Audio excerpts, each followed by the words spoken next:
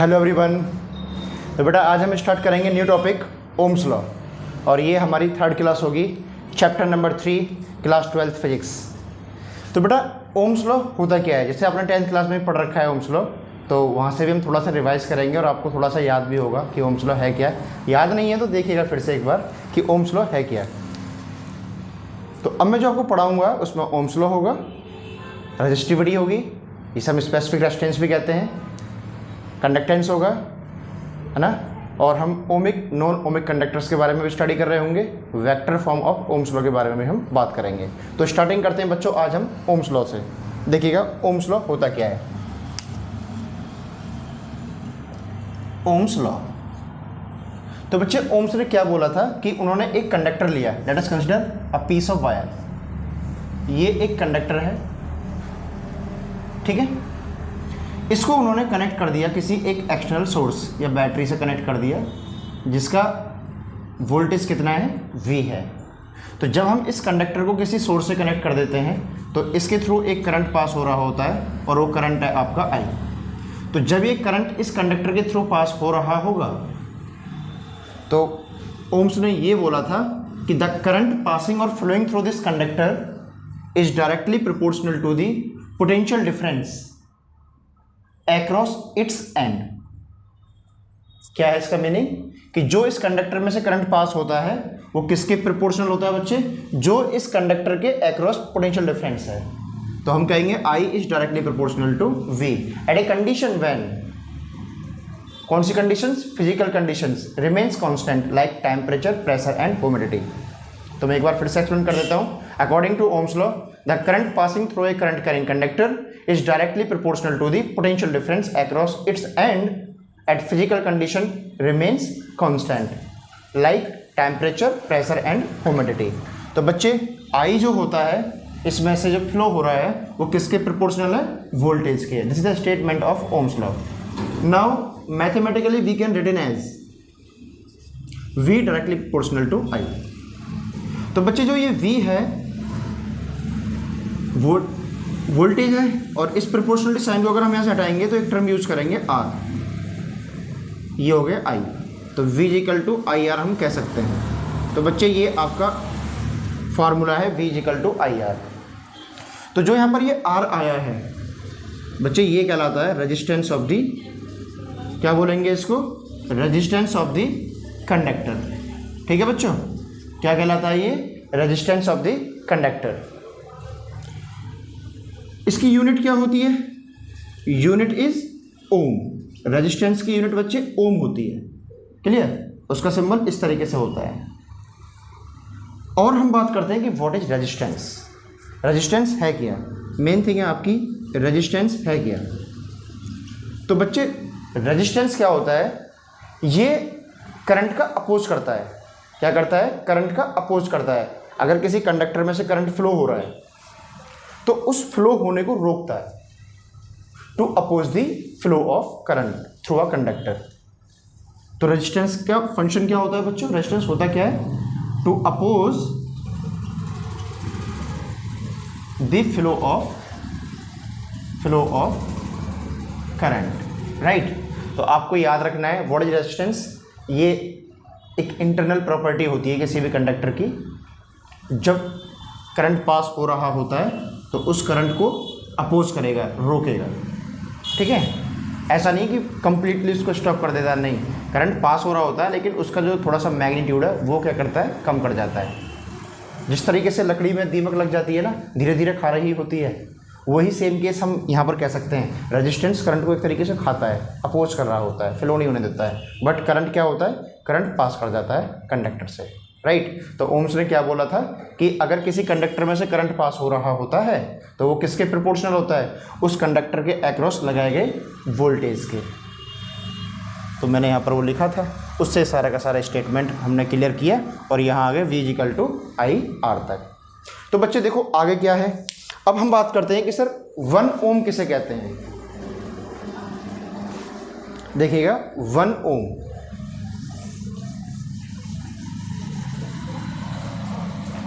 जैसे हमने लिखा V equal to I R, तो यहाँ से रेजिस्टेंस कितना हो जाएगा? रेजिस्टेंस हो जाएगा बेटा V अपॉन आई। तो व्हाट इज 1 ओम? तो 1 ओम की वैल्यू बात करते हैं कब? जब 1 वोल्ट पर 1 एम्पियर करंट किसी कंडक्टर के थ्रू पास हो रहा होता है, उसे कहते हैं 1 ओम। तो ये हो जाएगा बेटा 1 volt upon 1 ampere.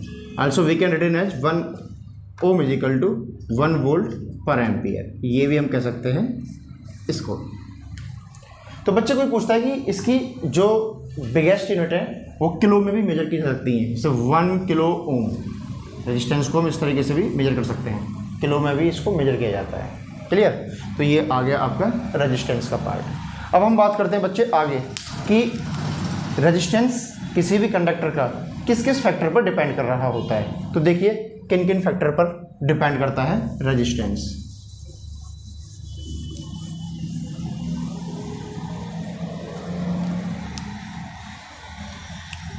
Factors on which resistance of a conductor depends। ठीक है, किस किस फैक्टर पर रेजिस्टेंस डिपेंड करता है। तो बच्चे हम फिर से कंसीडर कर लेते हैं कि एक वायर है, क्या है ये पीस ऑफ वायर है, आप इसकी लेंथ L कंसीडर कर लीजिएगा और एरिया क्रॉस सेक्शन इसका जैसे A मान लीजिएगा। जैसे ये हमारी एक वायर है तो इसका एरिया क्रॉस सेक्शन कितना है A और इसकी लेंथ कितनी है बच्चों, यहाँ पर L कंसीडर कर लेंगे। तो किसी कंडक्टर का जो रेजिस्टेंस होता है बच्चों वो डायरेक्टली प्रोपोर्शनल होता है लेंथ के। This is the first equation, ऐसा मान लेंगे। अगर आपने बड़ी वायर ली, कोई कंडक्टर है जिसकी लेंथ ज़्यादा है, अगर लेंथ ज़्यादा है तो उसका रेजिस्टेंस भी क्या होगा, ज़्यादा होगा। ठीक है। दूसरा फैक्टर है बच्चों वो इन्वर्सली प्रोपोर्शनल होता है एरिया क्रॉस सेक्शन के, इस पर भी डिपेंड करता है। ये जो एरिया क्रॉस सेक्शन है कंडक्टर का उस पर भी डिपेंड करता है क्या, रेजिस्टेंस। जैसे पतली वायर हो गई, उनका एरिया क्रॉस सेक्शन कम होता है तो रेजिस्टेंस क्या हो जाएगा, ज़्यादा हो जाएगा। और जिस कंडक्टर में रेजिस्टेंस ज़्यादा होगा उसमें करंट क्या होता है, कम फ्लो होता है। तो यहाँ से हम ये भी अभी डिस्कस करेंगे कि जो R होता है वो हमारा V/I होता है। ठीक है, तो या फिर हम I/V/R कह सकते हैं। तो अगर किसी कंडक्टर का रेजिस्टेंस कम हो जाएगा तो बेटा उसमें से हम करंट मैक्सिमम फ्लो करा सकते हैं। ठीक है, तो किन किन फैक्टर पर डिपेंड कर रहा है रेजिस्टेंस? पहला है आपका लेंथ ऑफ द कंडक्टर, दूसरा है area of the cross section of the conductor. Now एक और फैक्टर है कि रेजिस्टेंस आपका टेम्परेचर पर भी डिपेंड करता है। क्या है, टेम्परेचर पर भी डिपेंड कर रहा होता है रेजिस्टेंस। ठीक है, इसको भी स्टडी करेंगे जब मैं आपको स्पेसिफिक रेजिस्टेंस पढ़ा रहा हूँगा। एंड लास्ट है रेजिस्टेंस डिपेंड करता है नेचर ऑफ द कंडक्टर या nature of the material, nature of the material, nature of the conductor किस तरीके का है, एल्युमिनियम का है या फिर आपका कॉपर का है, इन पर भी डिपेंड करता है आपका रेजिस्टेंस। तो यहाँ पर हमने दो फैक्टर पढ़े कि रेजिस्टेंस लेंथ पर डिपेंड कर रहा है और रेजिस्टेंस एरिया क्रॉस सेक्शन पर डिपेंड कर रहा है। दो मैं इसलिए बोल रहा हूँ क्योंकि इनसे हम एक न्यू टर्म फाइंड आउट करने जा रहे हैं जिसको हम रेजिस्टिविटी कहेंगे। रेजिस्टिविटी क्या होती है उसको हम स्पेसिफिक रेजिस्टेंस से भी जानते हैं। देखिएगा है क्या रेजिस्टिविटी। तो बच्चे यहाँ पर हम ये कह देंगे कि from first and second equation, क्या बोलेंगे, from first and second equation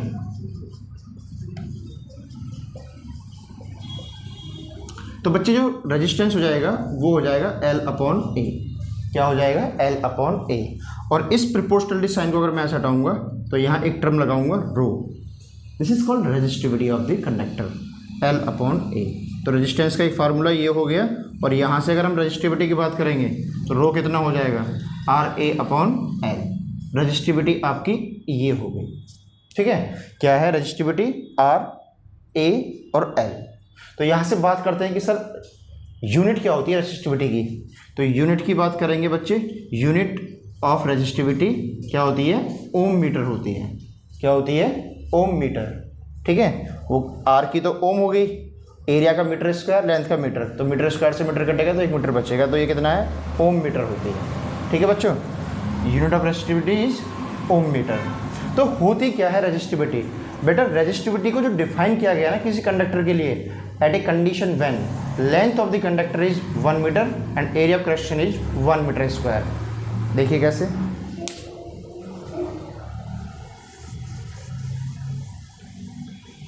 जैसे आपकी वैल्यू ये आ गई रेसिस्टिविटी की, rho is equal to R A upon L, ठीक है।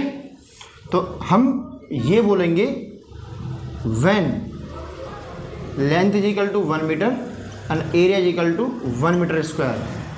अगर ये दोनों 1 हो जाएंगे तो इस समय जो रेजिस्टिविटी है वो किसके बराबर हो जाएगी, रेजिस्टेंस ऑफ द कंडक्टर के बराबर हो जाएगी, ठीक है। तो इसको हम स्पेसिफिक रेजिस्टेंस भी कहते हैं। क्या बोलते हैं, specific resistance of the conductor. तो रेजिस्टिविटी का दूसरा नाम क्या है बच्चे, स्पेसिफिक रेजिस्टेंस भी होता है कंडक्टर का, ठीक है। तो हम ये कहेंगे जब किसी मान लो कंडक्टर है, इस कंडक्टर की अगर लेंथ 1 मीटर हो जाए और एरिया ऑफ क्रॉस सेक्शन कितना हो जाए, 1 मीटर स्क्वायर हो जाए, तो इसकी जो रेजिस्टिविटी है रेजिस्टेंस के इक्विवेलेंट हो जाती है, ठीक है। और रेजिस्टिविटी ये भी बताती है कि कंडक्टर किस मटेरियल से बना हुआ है। तो अगर हम बात करें कि एक अच्छे कंडक्टर की रेजिस्टिविटी ज़्यादा होगी या कम होगी, तो बेटा अच्छे कंडक्टर के लिए रेजिस्टिविटी क्या होनी चाहिए, कम होनी चाहिए, क्योंकि अगर रेजिस्टिविटी मतलब रेजिस्टेंस उसका कम होगा तो हम उसमें से क्या ज़्यादा फ्लो करा सकते हैं, करंट ज़्यादा फ्लो करा सकते हैं, ठीक है। तो अच्छे कंडक्टर्स की रेजिस्टिविटी क्या होती है, कम होती है। तो डिफरेंट कंडक्टर्स की डिफरेंट रेजिस्टिविटी होती है, ठीक है बच्चों। तो रेजिस्टिविटी क्लियर होगी। रेजिस्टिविटी को स्पेसिफिक रेजिस्टेंस भी कहा जाता है, ठीक है। तो रेजिस्टिविटी किन किन फैक्टर्स पर डिपेंड कर रही है, रेजिस्टिविटी एरिया पर डिपेंड कर रही होती है, वो भी क्या है, डायरेक्टली प्रोपोर्शनल होता है। और रेजिस्टिविटी आपकी किस फैक्टर पर डिपेंड कर रही है बच्चों, ये इन्वर्सली प्रोपोर्शनल टू लेंथ के भी होती है, ठीक है। तो आप ये यहाँ से पढ़ सकते हैं, 2 फैक्टर पर डिपेंड कर रही है। रेजिस्टिविटी आपके टेम्परेचर पर भी डिपेंड कर रही होती है, ठीक है। तो हम ये कहते हैं कि किसी कंडक्टर का अगर टेम्परेचर बढ़ाया जाता है तो उससे उसकी रेजिस्टिविटी बढ़ जाती है, उससे उसका रेजिस्टेंस भी क्या होता है, बढ़ जाता है। अगर आपने टेम्परेचर को बढ़ाया किसी कंडक्टर के को, तो बेटा उसकी रेजिस्टिविटी भी क्या हो जाएगी, बढ़ जाएगी, ठीक है। और उसे कहते हैं कि स्पेसिफिक रेजिस्टेंस भी क्या होता है, बढ़ जाता है। तो आई होप आपको ये रेजिस्टिविटी वाला कंसेप्ट समझ में आ गया होगा। अब देखिएगा नेक्स्ट,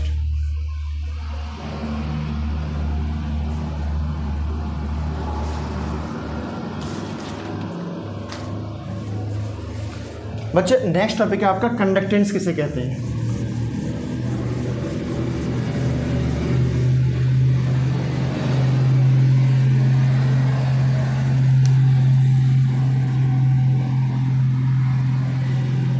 क्या है कंडक्टेंस। तो कंडक्टेंस को हम बच्चों कैपिटल सी से रिप्रेजेंट कर देते हैं, किससे, सी से। तो कंडक्टेंस जो होता है वो रेसिप्रोकल होता है किसके, रेजिस्टेंस के। It is the reciprocal of the resistance. क्या बोलेंगे, कंडक्टेंस क्या होता है बच्चे, it is the reciprocal of the resistance. तो इसकी यूनिट क्या हो जाएगी, यूनिट जैसे ओम की रेजिस्टेंस की तो ओम होती है, तो इसकी यूनिट क्या हो जाएगी, इसको हम पर ओम भी कह सकते हैं या मोह कह सकते हैं, या फिर क्या बोलेंगे, ओम इनवर्स। तो ओम इनवर्स या फिर मोह, इस तरीके से बोला जाता है, ठीक है। तो क्या होता है conductance, it is the reciprocal of the resistance. Now जैसे कंडक्टेंस रेजिस्टेंस का अपोजिट होता है, ऐसे ही हम बात करते हैं कंडक्टिविटी की। एक न्यू टॉपिक और है कंडक्टिविटी, ठीक है, कंडक्टिविटी। तो बच्चे जो कंडक्टिविटी होती है उसे आप सिग्मा से रिप्रेजेंट कर सकते हैं। तो it is the reciprocal of the, it is the reciprocal of the resistivity. किसके रेसिप्रोकल होती है बच्चों, ये रेजिस्टिविटी के इन्वर्सली प्रोपोर्शनल होती है, sorry it is the not inversely proportional, reciprocal. क्या बोलेंगे, कंडक्टिविटी क्या होती है, रेसिप्रोकल होती है किसकी, रेजिस्टिविटी की। तो रेजिस्टिविटी की यूनिट क्या थी बच्चों, ओम मीटर। तो इसकी यूनिट क्या हो जाएगी, इसकी यूनिट हो जाएगी, यूनिट इज पर ओम पर मीटर, है ना, ओम पर ओम पर मीटर, इस तरीके से हम कह सकते हैं। और भी हम यहाँ पर कह सकते थे इसको, है ना। अब देखिएगा नेक्स्ट टॉपिक।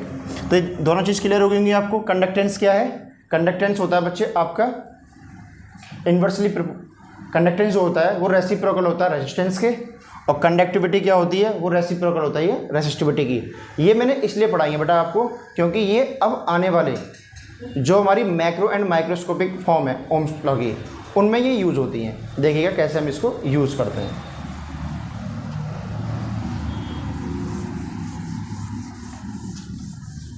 बात करते हैं बच्चे अब हम यहाँ पर macroscopic form of Ohm's law. Important है बच्चों ये बोर्ड के लिए, तो देखिएगा macroscopic form of Ohm's law.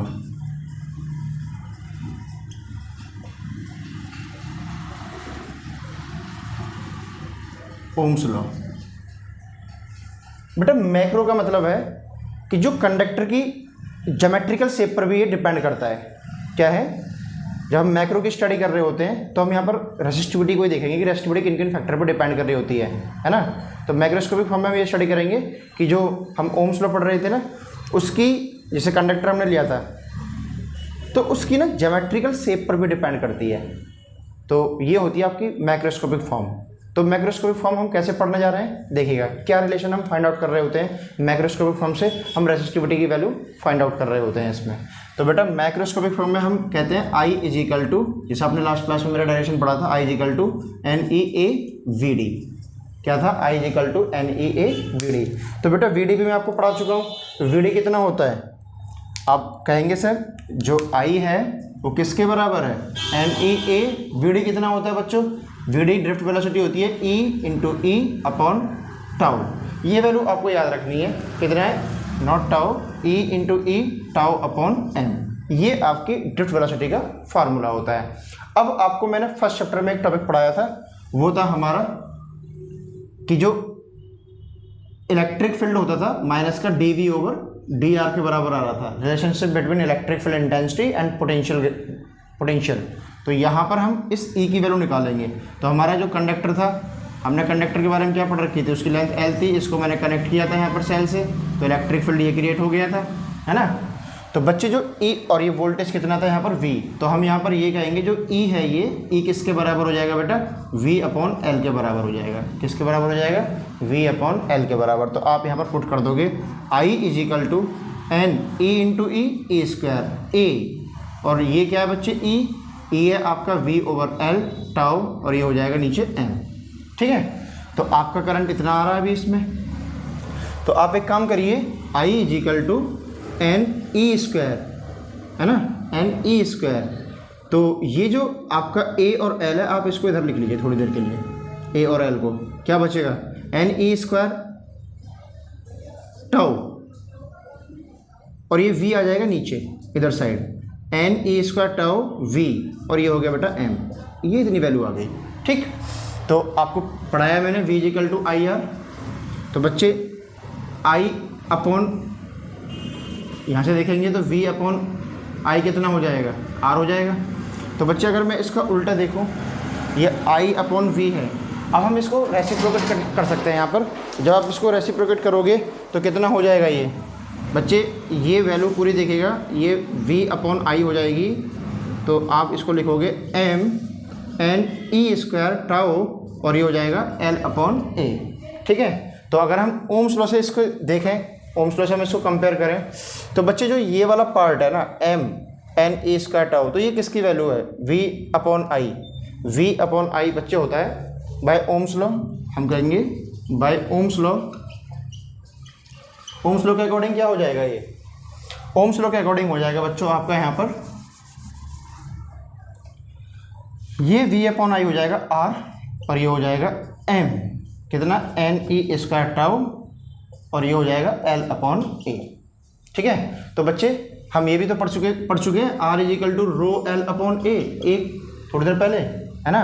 तो इससे कंपेयर करना जरा इसको, ये यहाँ पर है, ये यहाँ पर है, तो रो की वैल्यू कितनी है बेटा, रो की वैल्यू आ गई आपकी m n स्क्वायर और टाउ। तो बेटा ये रेजिस्टिविटी का भी टर्म आ गया। देखो अब यहाँ पर जो मैंने रेजिस्टिविटी आपको पहले पढ़ाई थी, अब आपको यहाँ पर ध्यान से सुनना है कि रेजिस्टिविटी, मैं कह रहा था ना हम मैक्रोस्कोपिक फॉर्म में क्या पढ़ रहे होते हैं, रेजिस्टिविटी की वैल्यू फाइंड आउट कर रहे होते हैं।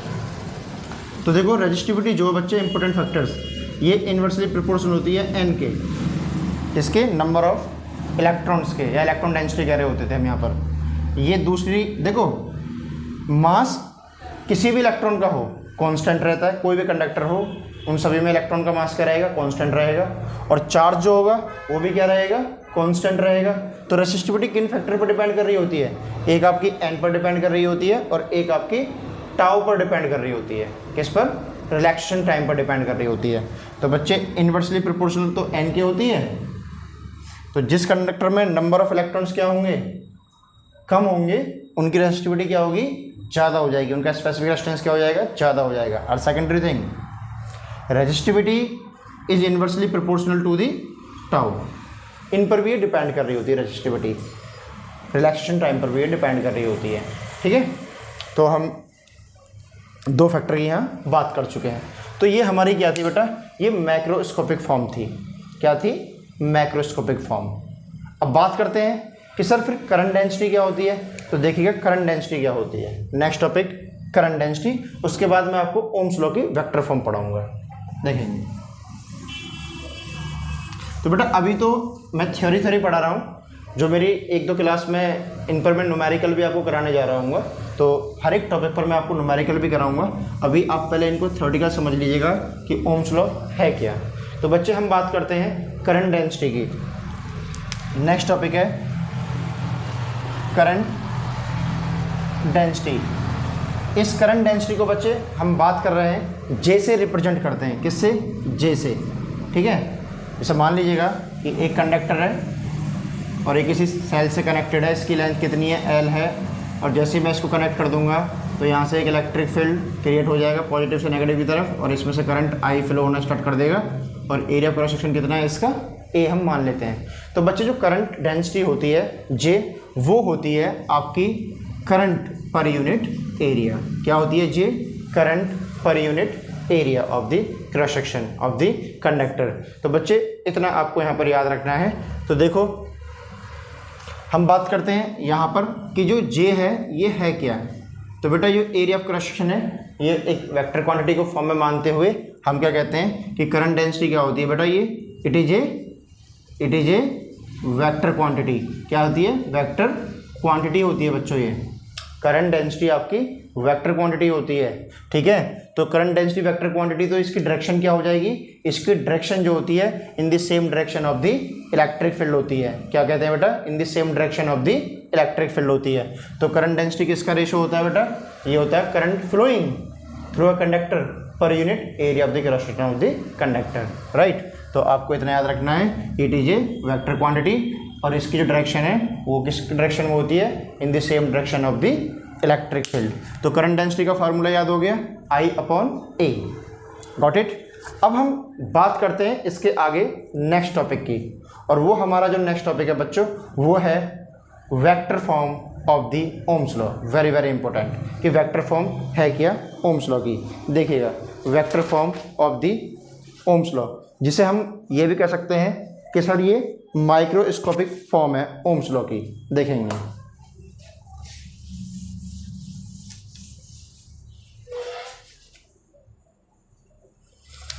देखिएगा, पहले मैंने मैक्रो पढ़ाई थी, यहाँ पर हम माइक्रो की बात करेंगे। Microscopic form of Ohm's law, या फिर ये भी कह सकते हैं vector form of Ohm's law. ठीक है बच्चों, इसको vector form of Ohm's law भी कहा जा सकता है। तो हम स्टार्ट करेंगे यहाँ पर वही जैसे हमने पिछले वाले में किया था, I = NEAVD। तो अब क्या करोगे? अभी थोड़ी देर पहले मैंने आपको बताया था कि करंट डेंसिटी क्या होती है? J I/A होती है। तो बेटा इस A को नीचे ले आइए, तो ये हो जाएगा I/A, ये वाला पार्ट नीचे आ जाएगा। तो कितना बचेगा बच्चों? ये NE, क्या बचेगा? NEVD। और आपको पता है कि व्हाट इज VD। तो VD की जो वैल्यू है बच्चों आपकी, ये तो I/A J हो जाएगा। तो NEVD होता है EE/τ/m। इतना आप कह देंगे यहाँ पर। तो आप क्या करेंगे बच्चे? J = NE/E²τ/m। ये पार्ट हो गया, और ये आपका E आ जाएगा इधर। तो बच्चे इसको ना मैं कंडक्टिविटी की फॉर्म में लिखना चाहता हूँ। तो अगर मैंने इसको रेसिप्रोकेट कर दिया, ठीक है, तो अगर हम देखें तो J इसका अगर हम यहाँ से रेसिप्रोकेट करें तो रेसिप्रोकेट करने पर कितना हो जाएगा बच्चों? ये इसको रेसिप्रोकेट मत करो, इसको J को ऐसे ही रखो। इस वाले का मैंने थोड़ी देर पहले बताया था, ये रेसिस्टिविटी होती है। रेसिस्टिविटी क्या होती है? रेसिस्टिविटी होती थी आपकी M/NE²τ। ये देखिएगा, ये यहाँ पर उल्टा लिखा हुआ है रेसिस्टिविटी के। तो बच्चे इसको मैं ऐसे लिख सकता हूँ कि ये रेसिप्रोकेट है रेसिस्टिविटी का। ये रेसिस्टिविटी होती है M upon N square tau, और ये है N square tau upon M. तो this is the reciprocate of resistivity. तो हमने स्टडी की थी व्हाट इज रेसिस्टिविटी या what is conductivity. Conductivity is the reciprocal of resistivity. तो मेरे बच्चे इसको मैं कंडक्टिविटी भी कह सकता हूँ, और ये क्या हो जाएगा ई। तो हम नेक्स्ट टाइम लिख सकते हैं कि ये जो वैल्यू है ये आपकी हो जाएगी, ये हो जाएगी आपकी J इजिकल टू क्या बोलेंगे बच्चों इसको E, और ये आपका E। तो बेटा ये आपकी क्या है, ये वेक्टर फॉर्म है किसकी, ओम्स लॉ की, राइट। तो ये रिलेशन आप याद रखेंगे कि J किसके बराबर होता है, करंट डेंसिटी किसके बराबर होता है, conductivity into electric field, right. तो ये हमारी मैक्रोस्कोपिक फॉर्म है ओम्स लॉ की, या फिर हम इसमें कह देंगे कि सर ये वेक्टर फॉर्म भी है ओम्स लॉ की। तो आज हमने पढ़ा Ohm's law, resistivity, specific resistance, macroscopic form of Ohm's law, current density, and ये क्या है बच्चे आपका नेक्स्ट टॉपिक, ये था आपकी microscopic form of Ohm's law. तो अभी थ्योरी चल रही है। अब बात करते हैं कि सर ग्राफिकल रिप्रेजेंटेशन क्या है। तो ग्राफिकल रिप्रेजेंटेशन में अगर हम बात करेंगे तो ओम्स लॉ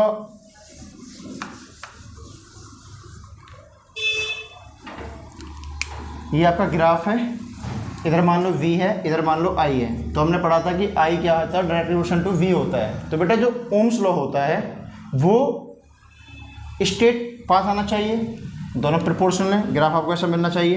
तो ये लीनियर के लिए होता है, क्या है, लीनियर ग्राफ है। ये क्या बोलेंगे, लीनियर ग्राफ है। तो अगर दोनों कोई ऐसा कंडक्टर है जिसमें आपको स्ट्रेट लाइन मिल रही है v और i के बीच में, तो वो कंडक्टर ओम्स लॉ को फॉलो कर रहा होगा, और उन कंडक्टर को हम बोलते हैं ओमिक कंडक्टर्स। क्या बोलते हैं उनको, ओमिक कंडक्टर्स। तो ऐसे कंडक्टर्स जो ओम्स लॉ को फॉलो करते हैं वो ओमिक कंडक्टर्स कहलाते हैं, और उनका जो ग्राफ होता है वो कैसा मिलता है बच्चे आपको, स्ट्रेट लाइन मिल रहा होता है। लेकिन जो ओम्स लॉ को फॉलो नहीं करते वो नॉन ओमिक कंडक्टर्स कहलाते हैं, और उनका ग्राफ स्ट्रेट नहीं होता, वो डेविएट कर जाता अपने स्ट्रेट पाथ से। ऐसे मान लो डेविएट कर जाएगा या फिर इस तरीके से चला जाएगा। तो ये आपके नॉन ओमिक कंडक्टर्स हैं, राइट। तो अभी मैं आपको एक छोटा सा वर्क देता हूँ, आप ओमिक और नॉन ओमिक कंडक्टर्स के एग्जाम्पल ढूंढ के बताइएगा और मुझे सेंड कीजिएगा। कमेंट में आप लिखिएगा कि ओमिक और नॉन ओमिक कंडक्टर्स कौन कौन से होते हैं। यह आपके लिए एक छोटा सा टास्क मैंने दिया है। तो आई होप ये कंप्लीट एक्सप्लेनेशन था किसका, ओम्स लॉ का, और आपको अच्छा लगा होगा पढ़ के। अच्छा लगा है तो आप लाइक कीजिएगा और चैनल को सब्सक्राइब कीजिएगा। Thank you, have a good day.